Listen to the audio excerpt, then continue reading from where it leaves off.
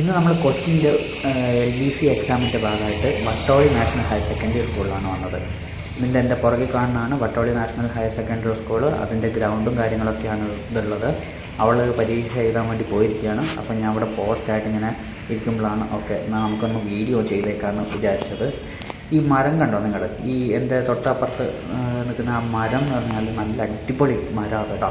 കാരണം അതിൻ്റെ ചുവട്ടിലിരിക്കാനൊക്കെ ആയിട്ട് ഭയങ്കര തണുപ്പും കാര്യങ്ങളൊക്കെയാണ്. നല്ല ഭംഗിയുള്ള ഒരു മരമാണ്. LDC പരീക്ഷയ്ക്കാണ്. ഇപ്പോൾ ഏകദേശം പരീക്ഷ കഴിയാറായി, അവൾ വരാറായി തോന്നുന്നു.